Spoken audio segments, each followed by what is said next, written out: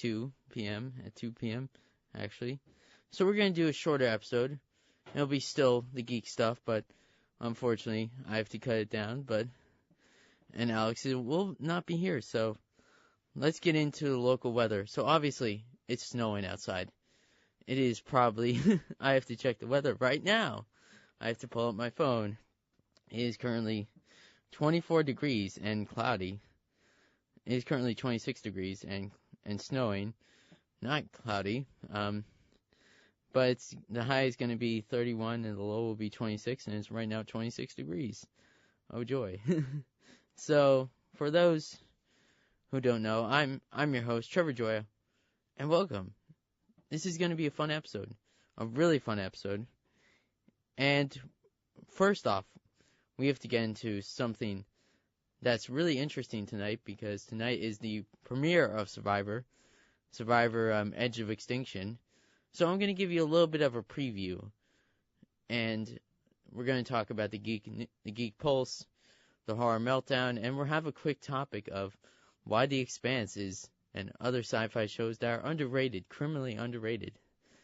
It's because today is a short sci-fi show, but I'll have a full sci-fi show next week, hopefully, and we'll be back to the regular 3 hours next week, because I hope it's going to be fun. So, obviously, Survivor Edge of Extinction is on tonight. Survivor has been on for 38 seasons. This is his 38th season of Survivor. And for those not listening, or for those who I am wearing my Survivor buff, which I just bought recently, because I'm a Survivor fan. I've been a Survivor fan since I was really little. And I recently got back into it because I've been watching the older seasons on Hulu. And it's been really interesting watching the older seasons on Hulu, because for me, it's so unique seeing that older seasons of, like, season 1 is different, season 2 is different, season 3 is different. They're all pretty different, and they all have this idea. But I like it. So you're probably asking yourself, what is Survivor? What makes it so unique compared to other reality TV shows? Well, with most reality TV shows, it's more drama-filled stuff. But this one the drama is there, but it's also not there. It's kind of more of like an actual competition show, where people actually compete to win $1 million by the end of the series, and hopefully by surviving on the island and dealing with the social aspect of the game. Yes, this game is Survivor is one of the few games where you have to be really social and really socially smart. I've actually thought about it for a little bit. If I could do Survivor, I could get far. That's if I could do Survivor. I'm not saying I can't. But obviously, like, for me, like, my three favorite seasons that I personally like are probably Survivor China, Survivor Tocantins, Survivor Heroes vs. Villains, and Survivor All-Stars. Those 4 seasons are really some of the best seasons to watch if you want. If you don't have to, but if you like what I'm saying about Survivor, and you want to be interested in something like that, then possibly check it out. Maybe, I'm not suggesting, but for me, like, this season looks very interesting. It looks like Edge of Extinction is gonna be a weirder season. It's not gonna be like a normal Survivor season where it's gonna be all fun and games. No, it feels like it's gonna be harkening back to Redemption Island, which makes me a little bit nervous. It does make me a little bit nervous, because Redemption Island is not one of the best seasons. It is not. Even though Boston Rob somehow won by just aligning himself with some characters that I don't like at all in that season. And he just did things that I personally don't like in his gameplay. But for me, like, when I think about this new season, it's more about what the returning players are going to be like Joe from Survivor, I think from an earlier Survivor season. You have Aubrey coming back, she was in Brains, Brawn, the brains, bronze, and beauty thing. And then you have Millennials versus Gen Xers, which is David. He's coming back. And then you also have Kelly Wentworth coming back from Survivor San Del Sur, and also Survivor Second Chance. Yeah, Survivor Second Chance, Survivor Kaguya, Survivor Second Chance. So basically, those four Survivor players are returning, but I don't know how far they're going to go in the game. And it's not the fact that I don't think they're going to go far. I think Aubrey could go far, so could Kelly Wentworth. I don't think Joe could. I personally don't think Joe could. It's not the fact that I don't like him, it's the fact that I just don't think he's as appealing as he should be. And for me, like, when I think about the returning players that I really, really, really want to come back, one of them is Erin from Survivor Tokensheens, because she was such a good player and she brought so much uniqueness to it. And also Rob from Survivor Amazon, because Rob from Survivor Amazon is one of the funniest players I've ever seen in a Survivor game, because he did a Casey Kasem for one of the least liked persons in the Survivor season when he was on Survivor Amazon. That's a really funny clip. I love that clip.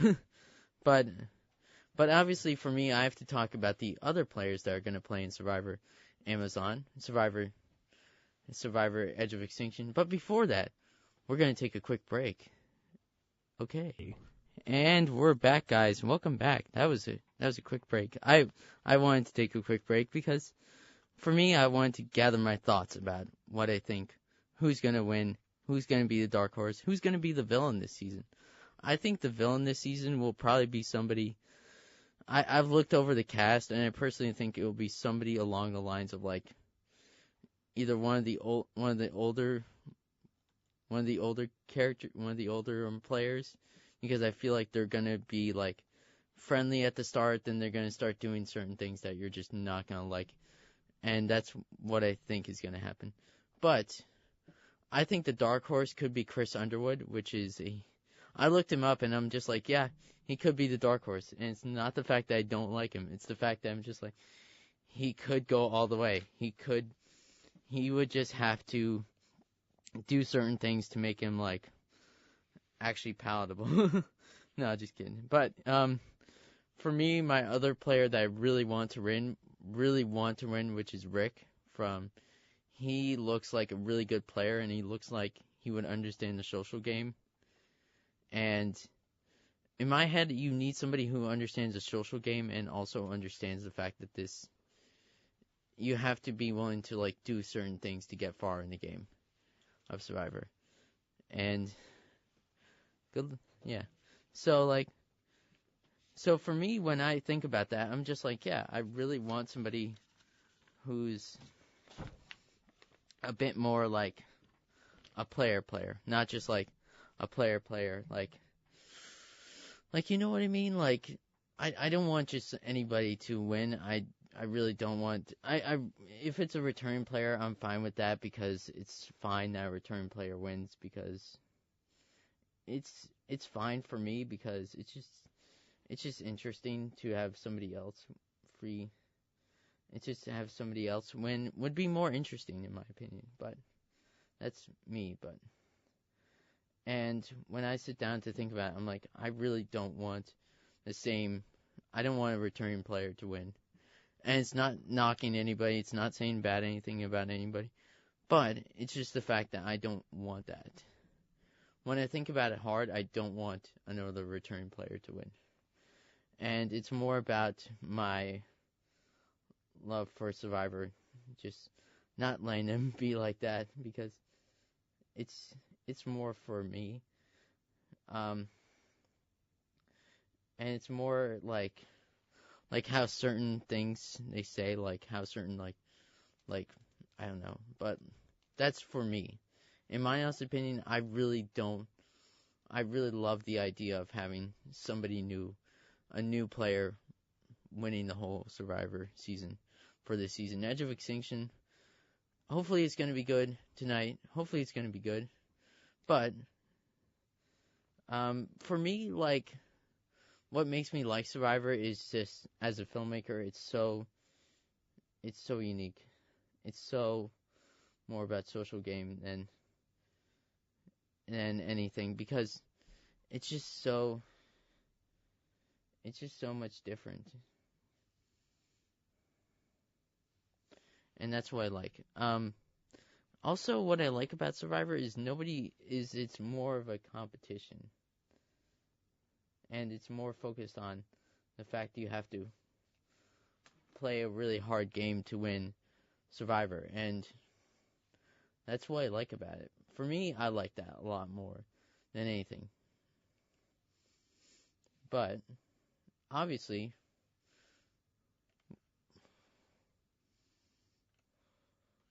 when I said about that, but obviously that's more my thought process on Survivor. I just like it overall. It's a fun show to watch.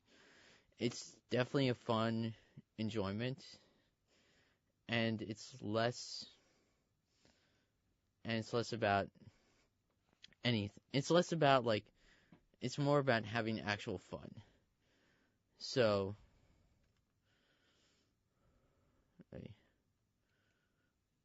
but we're going to take a quick break, and then we'll go into the quick topics, and then we'll go into the geek news. Even though it's very minimal this week, the geek news is still geek news. And then we'll go into the horror topic. Hopefully, even though this is a shorter episode, I still want to get over to the horror stuff, because there's really interesting horror news. So, that's it for the Tribe Has Spoken. We'll be back after this message. And we are back here at Geekly. Welcome back. That was really interesting. So, obviously, because today is a shorter episode, we have to condense things. Condense. Because of the snowstorm. I hope everybody gets home safe. I hope these weather conditions are not as great, but hopefully I can be the enjoyment in this snowy day today, because it's really snowy and it's really interesting out. So let's get into let's get into our first topic of today. Even though the Survivor thing was the first topic, let's get into a quick topic, which is why The Expanse and other sci-fi shows are criminally underrated. There are some sci-fi shows. Now, since this is a sci-fi quickie episode, I have to say this. This is my own opinion. This is not WMSC's opinion. This is not... For me, when I first heard about The Expanse, I did not know what to expect. I did not. And it's not the fact that I don't like... It's not the fact that I don't believe sci-fi can make a good show. Which is funny to say the least, because The Expanse is one of their good shows and they actually canceled it. But for me, The Expanse is like a show that has actual teeth to it, that has actual bite to it.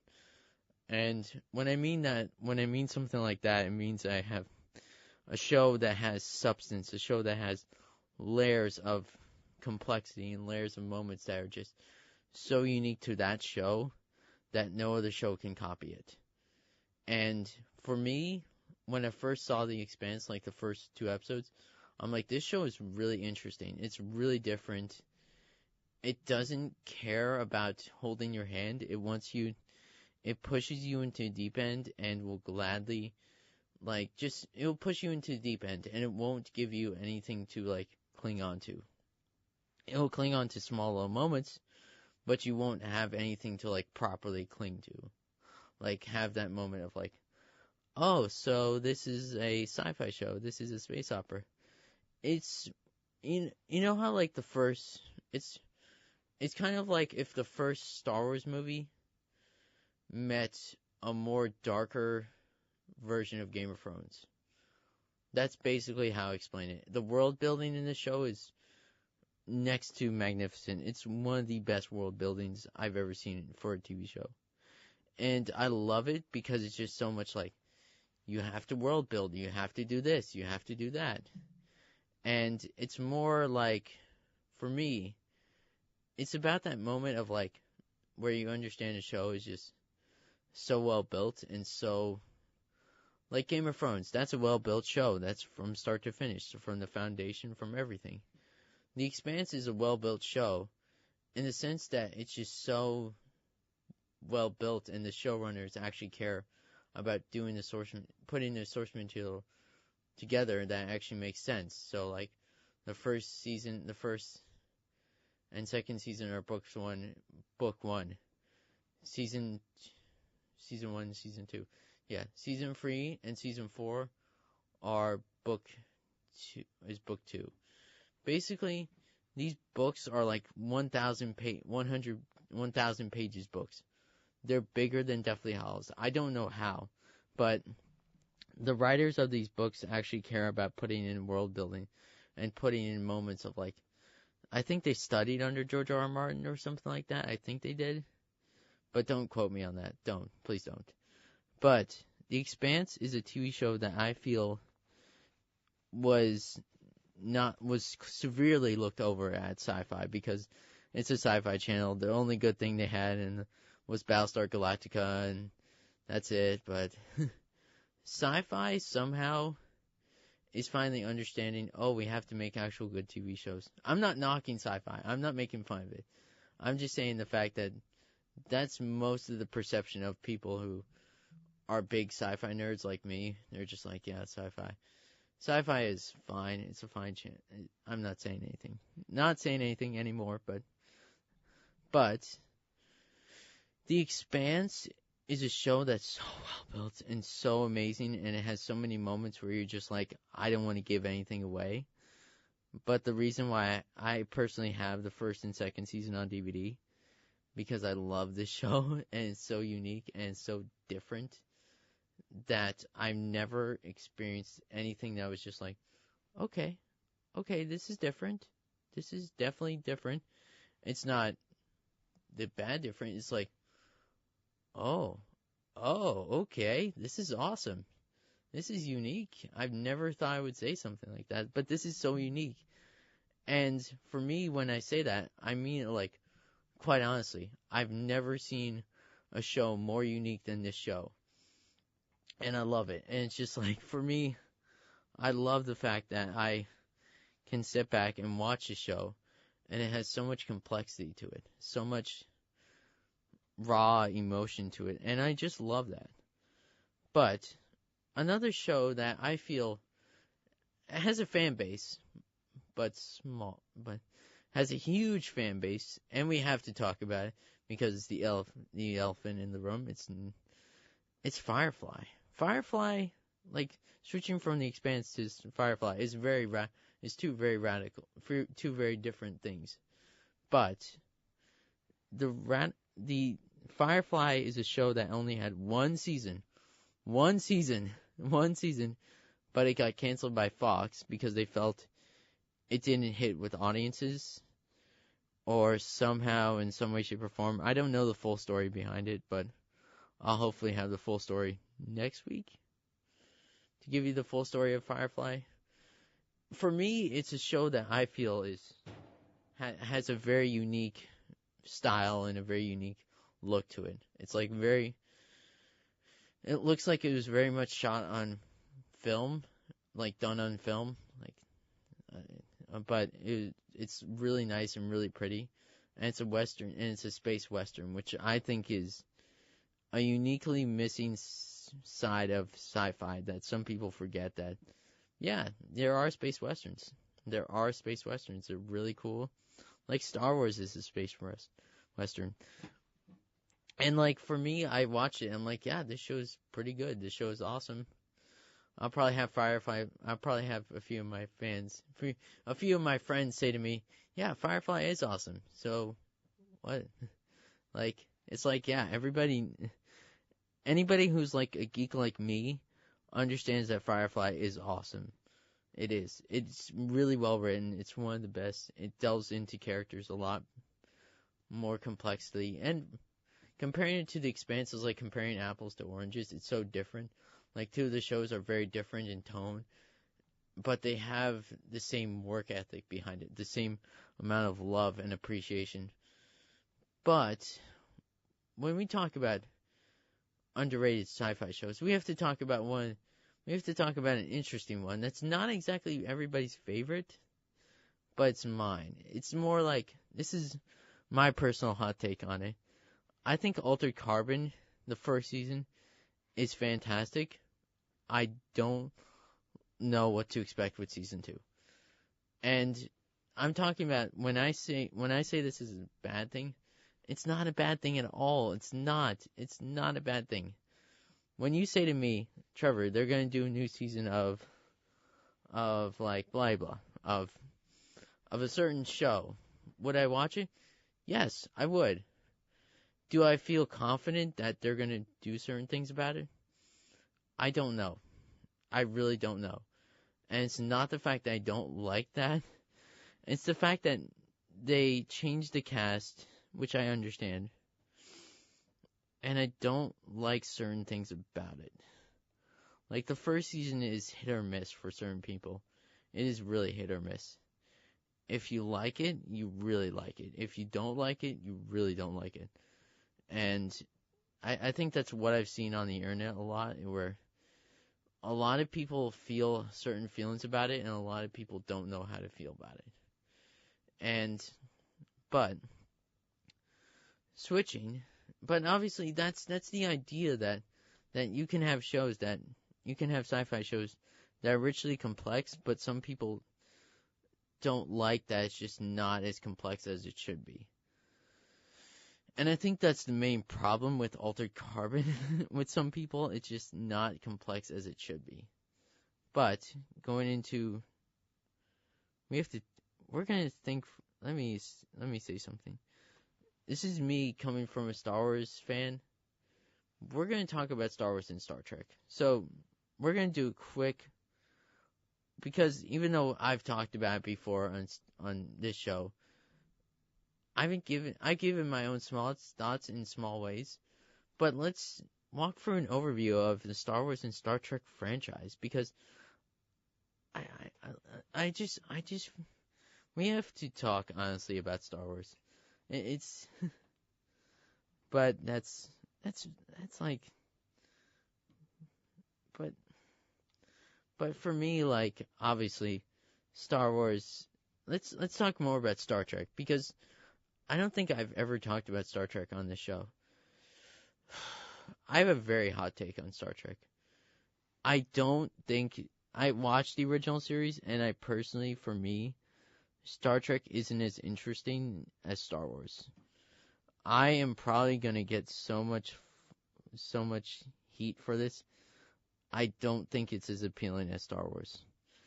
And for me, even though I'm like, oh, I'm a filmmaker, I should watch all movies, I should respect all movies, blah, blah. But for me, when I sit down to watch a Star Trek movie, except for Wrath of Khan, because Wrath of Khan is pure awe, is just awesome. It's like watching Hunt for Red October meet Star Trek. It is like a submarine movie. It's like a battleship movie. It's almost like how I imagine what Battleship could have been like. But for me, I like the idea of like confrontation more. Because for me, when I look at Star Trek, it's more about diplomacy. I respect Star Trek. I'm gonna say this up front. I respect everything that Star Trek did, and I respect everything that it has done. And for me, like, it's got the first on-screen, the first ever interracial kiss, the first ever this, the first ever that. It's done so many first. I respect it a lot. And for me to say Star Trek needs to be more relevant, I think for me, I don't like Star Trek Discovery. I don't. Even as a non-Star Trek fan, it doesn't look as appealing as it should be.